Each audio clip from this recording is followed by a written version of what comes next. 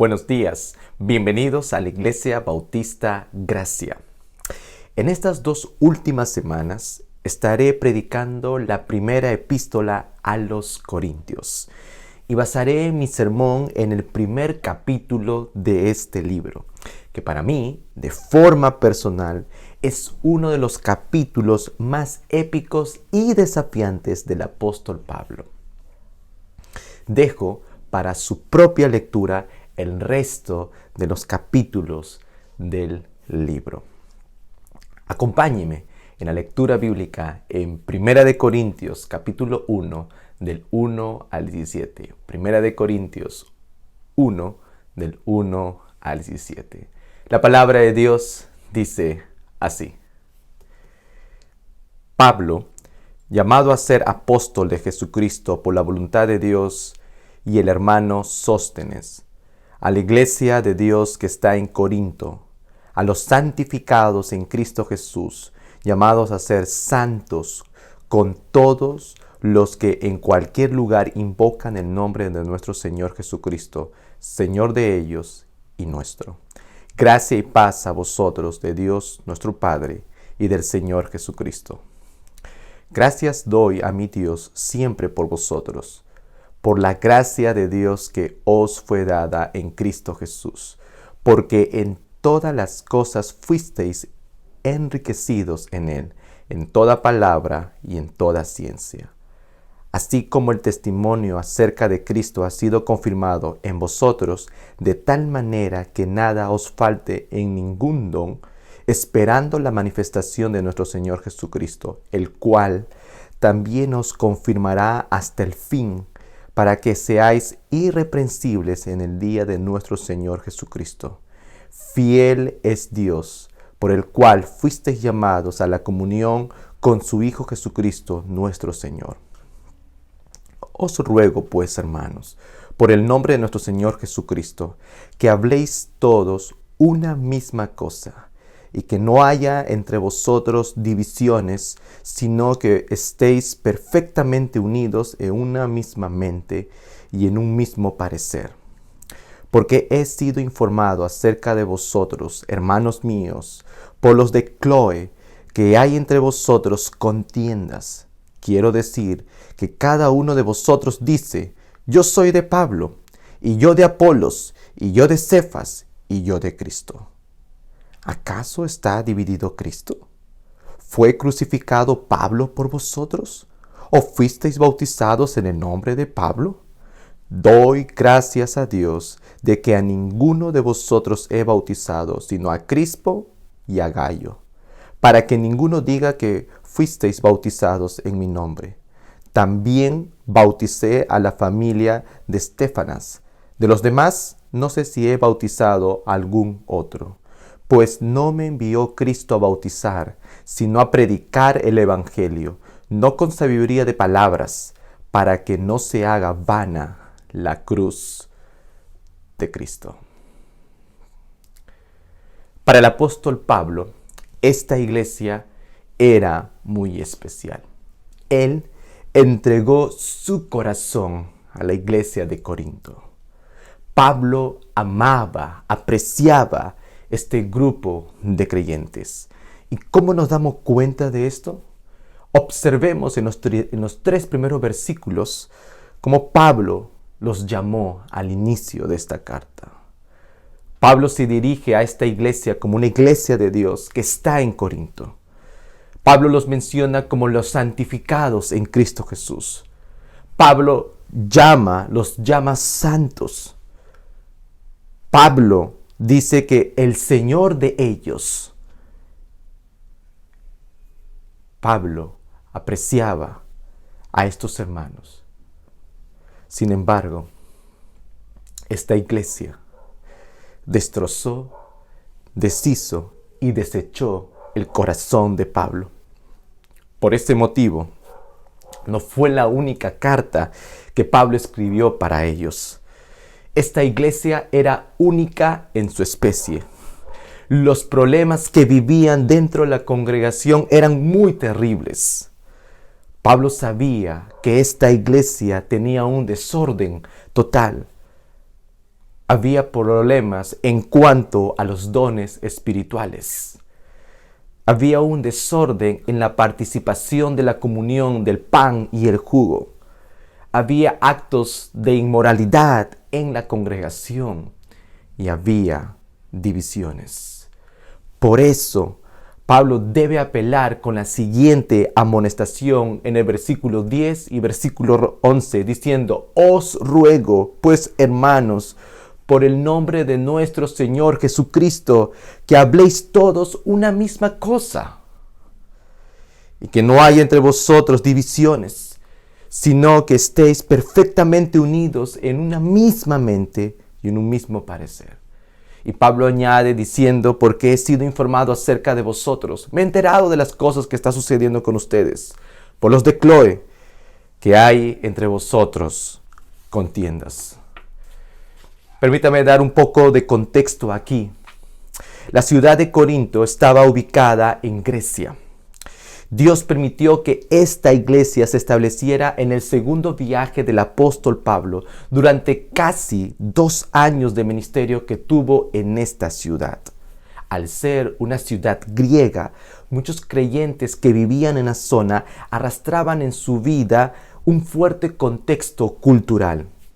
En muchos entornos locales dominaba el pensamiento filosófico de la vida, que hacía que muchas personas buscaran seguir a hombres prominentes y, en el caso de los creyentes, a simpatizar con algún maestro influyente de aquel tiempo. ¿Cómo lo sabemos? Pablo menciona en el versículo 12 lo siguiente: quiero decir que cada uno de vosotros dice: yo soy de Pablo, y yo de Apolos, y yo de Cefas, y yo de Cristo. Pablo está confrontando a los corintios por su espíritu divisivo. Un grupo de la iglesia decía que era de Pablo, otro decía que era de Apolos, otro decía que era de Cefas. Y no pensemos que este último grupo que mencionaré era porque se destacaba por ser más espiritual, aunque parecía a la luz de otros, los que decían que yo soy de Cristo. Ese grupo, los de Pablo, aquel Pablo, quien fue fundador, primer pastor y predicador que estos creyentes escucharon. Los de Apolos, aquel hombre, quien se caracterizaba por ser elocuente y poderoso en palabra, a quien Pablo encargó el ministerio en Corinto. Los de Cefas, y nos estamos refiriendo a Pedro, quien caminó con Jesús y predicó aquel sermón tan poderoso en Hechos capítulo 2, quien muy seguro era seguido por aquellos creyentes con trasfondo judío. Y aquel último grupo, los de Cristo, este grupo supuestamente no seguía a ningún hombre. Es muy probable que estos cristianos no querían ser identificados por ser seguidores de un grupo exclusivo y se hacían ver como: yo solo me someto a Dios y no a los hombres.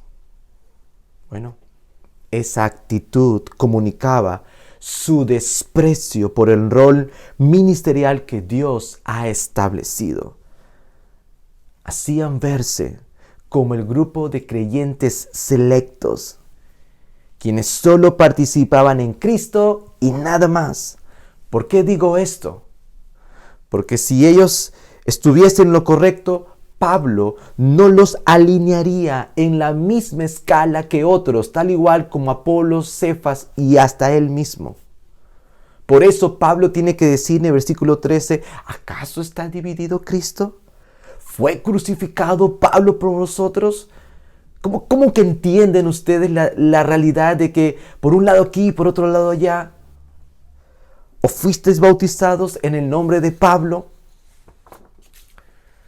Las 2 cartas de Pablo a los Corintios demuestran que los creyentes de aquella ciudad eran tentados constantemente a agruparse en torno a líderes fuertes y luego mirar por encima del hombro a los demás.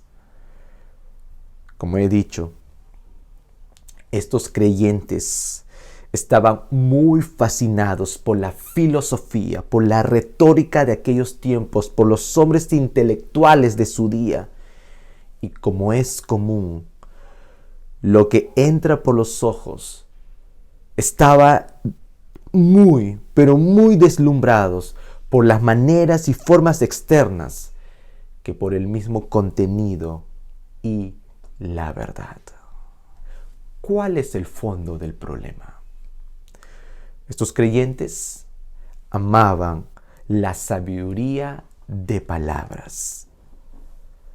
Como dice en el versículo 17, Pablo dice, pues no me envió Cristo a bautizar, sino a predicar el evangelio, no con sabiduría de palabras. Si hay algo que caracterizaba a la escuela del pensamiento griego, era la intelectualidad y la elocuencia. Pablo quiere descubrir ese problema porque eran estas voces que comunicaban a las personas y aún más a los creyentes qué creer y cómo deberían vivir, basados en sabiduría de palabras. ¿Es muy diferente en estos tiempos? Vivimos en tiempos donde podemos adquirir buenos recursos en la internet. Todos en algún momento hemos sido edificados por la predicación de John MacArthur, R.C. Sproul, John Piper, Paul Washer, Albert Mohler y entre otros. Estos son hombres de Dios que durante mucho tiempo vienen siendo usados por Dios por la predicación fiel de la palabra. Sin embargo, debemos recordarnos dos cosas que pueden ser muy peligrosas al corazón. Como diría un comentarista, primero, puede existir un grupo de cristianos que sigue a pastores o predicadores con un ministerio grande en medio del mundo evangélico. Y mientras se resisten a vincular a una iglesia local y no reciben la enseñanza fiel de su pastor. Y el segundo peligro también sucede, pero al contrario. Puede existir un grupo de cristianos que viven jactándose de tener un pastor conocido y desprecian a otros pastores y predicadores que fielmente predican la palabra. Hace pocos meses, un pastor mexicano llamado Quique Torres publicó este post. La temporada de COVID estimuló demasiado el engaño de creer que porque escuchas a alguien en una pantalla, ese es tu pastor. Pero no, por favor, no te confundas. Tu pastor es el pastor de tu iglesia local, quien cada semana busca el rostro de Dios y en su palabra prepara un sermón para alimentarte como parte del rebaño que le encargó, que lidera un equipo para cuidar, enseñar y orar y atender las necesidades espirituales de la iglesia, a la cual estás activo e integrado. Disfruta, sí, tienes tiempos de la doctrina de otros que te pueden ayudar, pero no a costa de dejar de ser oveja en la vida real. Vivimos en tiempos privilegiados, donde tenemos a un clic grandes voces y dones de iglesia, de Dios. Pero creo que cada uno de ellos podría decirte, sé parte de una iglesia activa. No seas solo un espectador de sana doctrina, vive la doctrina en tu localidad. Sé iglesia en tu iglesia local. Ten un pastor de carne y hueso, que él y su equipo te conozcan y puedan dar cuentas por ti crece en el regalo maravilloso de Dios que Dios ha diseñado, que es su iglesia.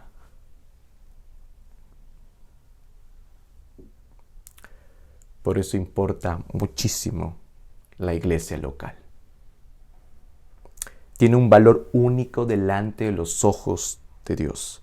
Y Pablo nos hace el favor de comprender qué es lo que necesitamos verdaderamente dentro de una iglesia local. Y quiere levantar nuestra atención de cómo es vivir en iglesia. Y en esta ocasión, permítame brindarle 3 aspectos que necesitamos todos los días como iglesia.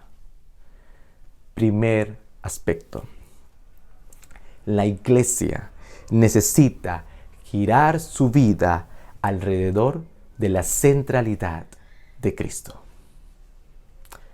Versículo 4 y 6 dice: gracias doy a mi Dios siempre por vosotros, por la gracia de Dios que os fue dada en Cristo Jesús, porque en todas las cosas fuisteis enriquecidos en Él, en toda palabra y en toda ciencia, así como el testimonio acerca de Cristo ha sido confirmado en vosotros. Si miramos con precisión, Pablo está destacando que el centro de la vida cristiana se encuentra en considerar a Cristo en medio de ella. Resalta en esos cortos pasajes las oraciones diciendo en Cristo, en Él. Por eso, una vida centrada en Cristo se caracteriza por 3 cosas. Primero, por la gracia que recibe. Pablo dice que él da gracias a Dios por los creyentes, por la gracia de Dios que ha sido dada en Cristo Jesús. Una vida centrada en Cristo inicia con la gracia de Dios y termina con su gracia. La gracia de Dios despierta mi necesidad, que hay un profundo problema y vacío en el corazón. La gracia verdadera pone a un lado mis méritos y nos comunica que la gracia es dada cuando hay un demérito y no un mérito. La gracia verdadera pone a un lado mis obras. Mientras que las obras me dicen que nos salvan y nos mantienen salvos, la gracia me dice que debo llegar a Cristo vacío. Cuando Jesús estuvo haciendo ministerio en la tierra, estuvo caminando en medio de una multitud y había una mujer que por 12 años estuvo sufriendo de flujo de sangre. Y la Biblia nos relata textualmente que ella había gastado todo y ya no tenía absolutamente nada. Que en ese momento, cuando ya no tenía nada, arrastrándose, toca el manto del Señor Jesucristo en medio de la multitud. Jesús se para y al pararse dice: ¿quién me tocó? Y los discípulos dicen: Maestro, ¿dices quién me tocó cuando hay cantidad de personas? Y Jesús ve a esa mujer. Y la mujer, con temor, observa a Jesús. Y Jesús le dice: hija, tu fe te ha sanado. Esa mujer entendió que para llegar a Cristo solamente hay una cosa: llegar completamente vacía, sin nada. Y Jesús puso sobre ella no solamente la gracia de tener la sanidad de su cuerpo físico, sino la gracia para salvar su vida por medio de la fe. Esa es la gracia de Dios que inicia en nosotros y termina en nosotros. Cuando simplemente vamos a Dios sin nada, vacíos completamente. La segunda cosa que manifiesta una vida centrada en Cristo es por la riqueza que tiene en Cristo. Una vida centrada en Cristo se caracteriza por la pobreza inicial que tuvo y toda la riqueza que recibe después. Les mencioné que para llegar a Cristo necesitamos llegar vacíos, sin ningún medio donde nosotros podamos cogernos. Pues eso es precisamente la representación de nuestras vidas antes de Cristo, nuestra total pobreza espiritual. Jesús, a través de su sacrificio en la cruz, al ser colgado en un madero, fue hecho maldito, porque escrito está: maldito todo aquel que es colgado en un madero, para que en Cristo seamos benditos, colocando sobre nosotros toda su riqueza. Hermanos, Cristo se vació totalmente para que el creyente sea lleno completamente. ¿Lleno de qué? ¿Completo de qué? De toda su justicia. Yo no puedo llegar a Cristo diciendo, te traigo mi justicia. No. Mi justicia es nada. Es injusta. Y recibo la bendición de la justicia de Cristo sobre mí, de toda su redención. Me llenó de toda su redención. Yo no puedo llegar a Cristo diciéndole, Jesús, te traigo mis obras para comprar mi salvación. No, más bien Él la compró con un precio tan alto que es su sangre. Y así nos redimió. ¿Completos de qué? De su santidad. Siendo impuros, Él nos limpia y nos brinda, nos regala su santidad. En Él somos enriquecidos, solo en Cristo. Y por último, por el testimonio que afirma de Cristo. Una vida centrada en Cristo no da testimonio de sí mismo, sino de la obra que Cristo hizo en él. Este maravilloso testimonio es confirmado por la obra de Jesús en nosotros. Por eso Pablo dice en el versículo 7, de tal manera que nada os falte en ningún don, esperando la manifestación de nuestro Señor Jesucristo. Hermano, eres un recipiente de la gracia de Dios.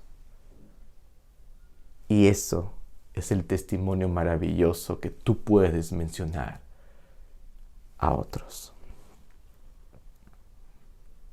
El segundo aspecto que quiero mencionar es el siguiente. La iglesia necesita mantener su vida perseverando en la santidad.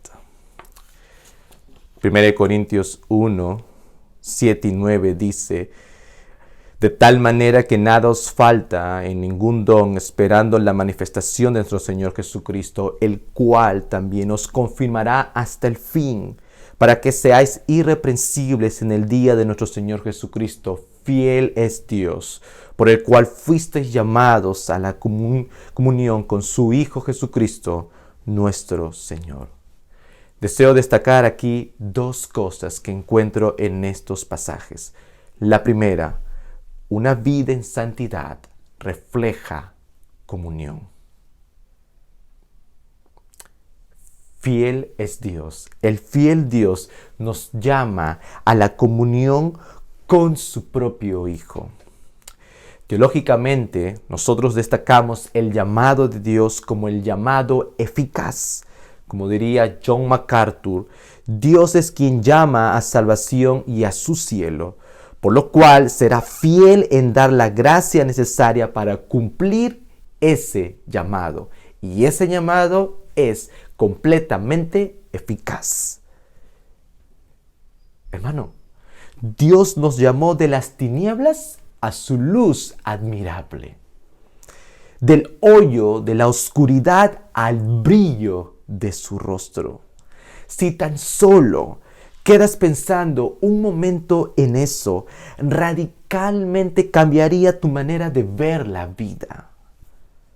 Antes de Cristo, estábamos destinados a la condenación eterna. Éramos por naturaleza hijos de ira, enemigos en todos los sentidos de Dios. Pero Dios, quien es grande en misericordia y gracia, te atrajo hacia Él mismo. Te atrajo hacia Él. Si sientes el peso que había en tu vida antes de Cristo, valorarás mucho tu comunión actual con el Señor. Muchísimo. Estarías velando, siendo vigilante de tu vida, andando como es digno del Evangelio. Y no te confundas. No pretendo decirte, o no te estoy diciendo cuántas veces tú lees la Biblia, cuántas veces tú oras o cuántas veces participas en la iglesia. Puedes estar haciendo eso y no reflejando para nada tu andar con el Señor, ni mucho menos tu comunión con Él. Una vida en santidad refleja comunión. Y el segundo aspecto, la segunda cosa que quiero destacar en este punto es que una vida en santidad es irreprensible. La palabra irreprensible no quiere decir uno que no comete pecado, sino que las acusaciones no se pegan en la vida de aquel cristiano. En otras palabras, que no tenga algo en su vida de que cogerlo. Este término puede ser muy bien expresado por la palabra integridad. El pastor Miguel Núñez, en su libro Vivir con integridad y sabiduría, lo define así: la integridad es el valor que garantiza todos los demás valores. Entonces, la integridad tiene una conexión directa con nuestro carácter, es decir, de la manera que reaccionamos ante una situación, eso reflejará sí o sí nuestra integridad. En muchas ocasiones, nuestras acciones comunicarán qué es lo que tiene mayor valor para nosotros. En un tiempo muy breve, tendré a mi primera hija en mis manos. La veré crecer y ella me mirará mientras crezca. Ella me escuchará y podrá ver si en la vida real lo que escucha es cierto. Fracasaré si escuchara de ella decir: tu vida no refleja lo que crees y dices. ¿Cómo es en tu caso?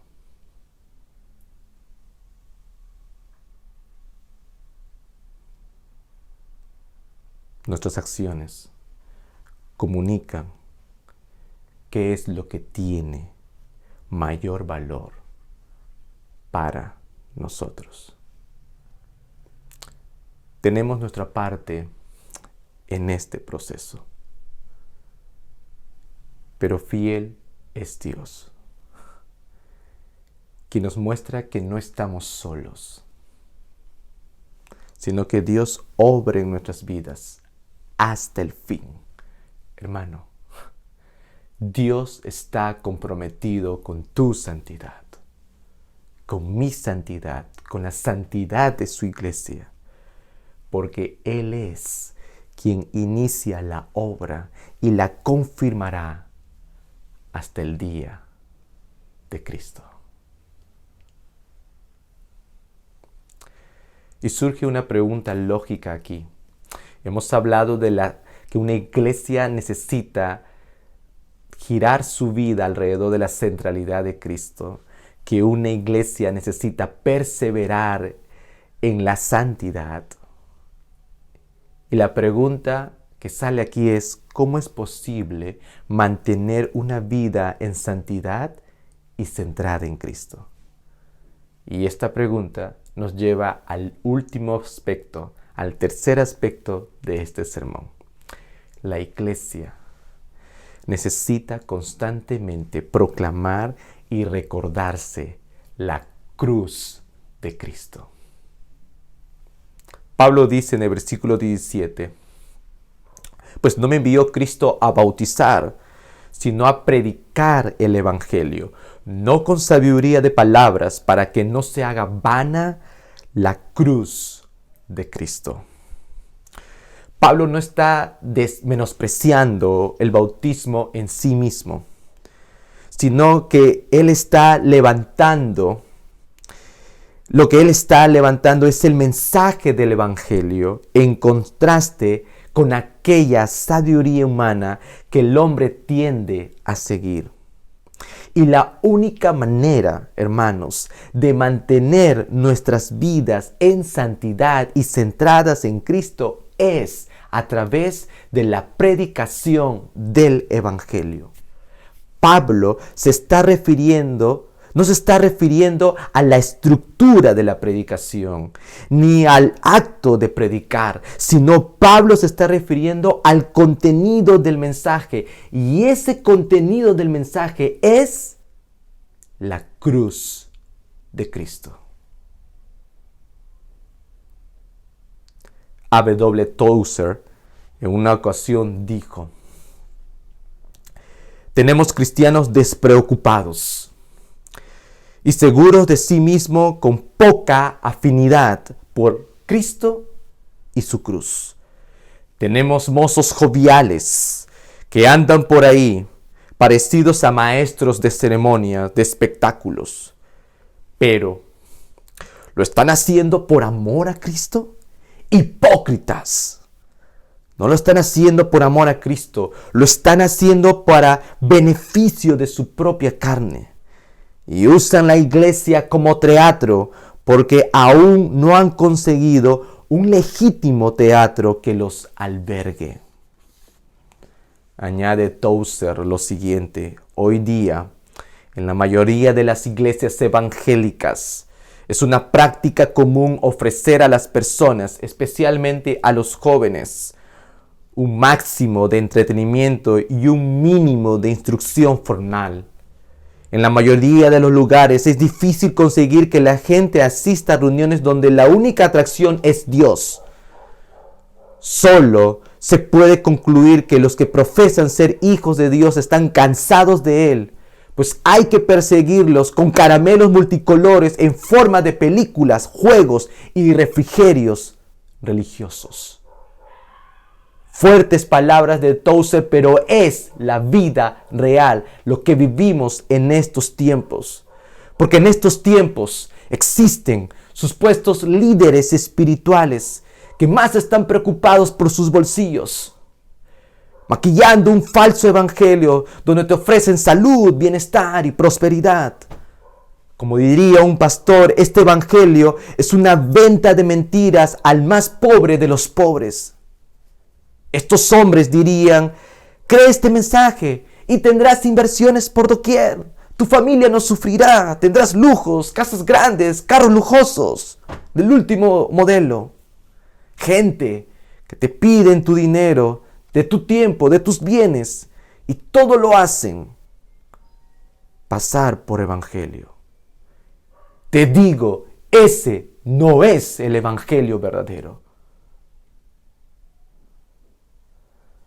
Por otro lado, existen líderes espirituales, que más podríamos llamarlos coachings motivacionales, que están preocupados por alentar las emociones, levantando el ego de las personas, basándose en el resultado de una vida moral, donde para cumplir ese punto deben diluir el mensaje del evangelio, buscando maquillar el pecado con otras palabras para supuestamente no ofender y mantener la vista en esa óptica antropocéntrica.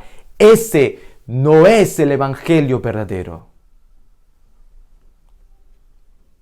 Martin Lloyd-Jones nació en Gales.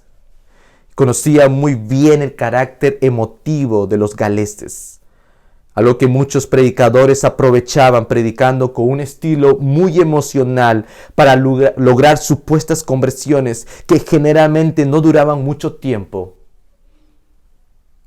Pero a diferencia de ellos, Martin Lloyd-Jones no comenzaba con las emociones de sus oyentes, que son fácilmente manipulables, sino con sus cabezas. Él sabía que si quería ver verdaderos frutos de conversión, la mente debería ser alcanzada primero. El otro lado de la temporada de COVID es que durante este tiempo de aislamiento, muchos de estos centros mercantiles de la fe, dirigidos por falsos maestros o grupos religiosos, que no tomaban con seriedad las escrituras, tuvieron que cerrar sus puertas como todos. Eso, soberanamente, Dios también lo permitió. Pero por otro lado, muchos creyentes piadosos, que Dios ya iba despertando deseos por la sola escritura, comenzaron a exponerse a la proclamación de la palabra. Hermanos, una iglesia necesita predicación constante, una predicación constante donde Dios es exaltado y glorificado y no el hombre. Yo no he venido para exaltarles a ustedes, ni mucho menos a mí, porque horrenda cosa es caer en manos de un Dios vivo si voy en esa dirección. El único quien es glorioso y merece toda exaltación es Dios, y aún todavía en el tiempo de la predicación de la palabra. No vengo a contarte mis experiencias. Vengo a mostrarte la gloria de Dios, no por mis palabras, sino por su palabra. Una iglesia necesita una predicación constante donde nuestras conciencias sean movidas confrontando nuestros ídolos. ¿Sabe? Todos luchamos y tendemos con la realidad de la idolatría en nuestros corazones. Sí. Albergamos algunos ídolos allí en lo profundo de nuestro propio corazón. Y déjame decirle que la prédica de la palabra buscará confrontar esa área de su vida. Ser pertinente, profunda y directa para despertar su conciencia y ver su necesidad de pecado.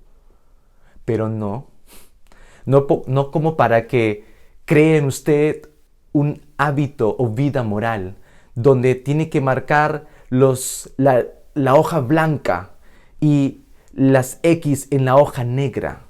No es así. Porque una iglesia necesita una predicación constante donde nuestros corazones sean llevados únicamente a Cristo. Ese es el punto de la predicación. Nuestros corazones llevados al único ser que es suficiente para mi vida. Y ese es Cristo.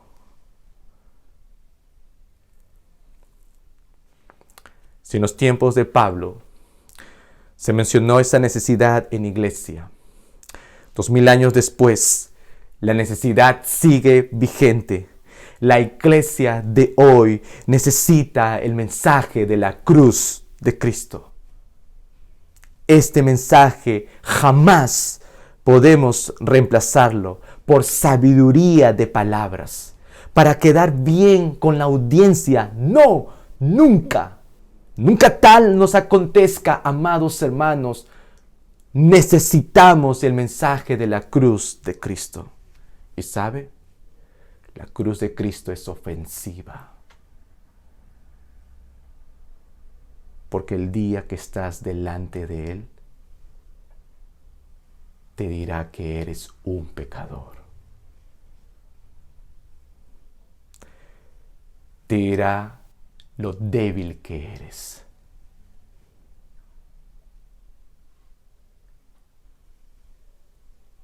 Y lo incapaz que eres de salvarte por ti mismo. Pero a la vez, el otro lado de esa cruz es que te revelará a la única persona que solo puede sustituirte delante de un Dios santo. Y esa persona es Jesús de Nazaret, el Cristo, quien con su vida en aquella cruz quiere arrojar toda la bendición sobre tu propio corazón muerto al pecado. Y quiere darte vida. Quiere mostrarte su justicia para revestir aquellos ropajes sucios que tú llevas hasta ahora. Él descendió a las profundidades para rescatar tu alma del pecado condenado. Derramó su sangre en la cruz para la limpieza de tus pecados. Él es aquel Jesús que en la cruz, tú que eras un enemigo, desdichado, que quiere ahora llamarte hijo, adoptado, ya no más un huérfano, sino hijo. Ese es el mensaje de la cruz de Cristo. Ese es el mensaje que Pablo tenía que levantarse y decir, es el mensaje que necesitamos proclamar. Y hermanos, necesitamos este mensaje de la cruz de Cristo todos los días. Las familias necesitan el mensaje de la cruz, marcado en las paredes de su hogar. Pero no solo para que la vean, sino para que lo vivan todos los días. Padres, escuchadme. Sus hijos principalmente no necesitan humanismo. No necesitan principalmente materialismo. No necesitan principalmente profesionalismo. Lo que sus hijos principalmente necesitan es la cruz de Cristo. Solo la cruz es suficiente. Solo la cruz de Cristo es capaz de transformar la vida de tu esposo, la vida de tu esposa, la vida de tus hijos. Hermanos, necesitamos una iglesia que constantemente predique el mensaje de la cruz de Cristo. Por favor, ora por nosotros. Que venimos delante de Dios y de parte de Dios para anunciarles el mensaje del Evangelio. Anímame, a seguir predicando a Cristo.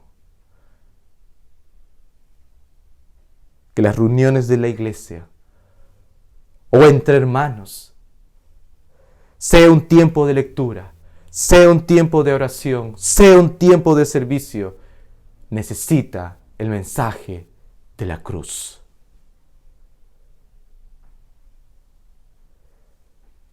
Que esta iglesia pueda seguir predicando el Evangelio de Cristo y podamos perseverar juntos. Y si Cristo llegara mañana o en el tiempo, nos encuentre predicando su nombre, que es sobre todo nombre.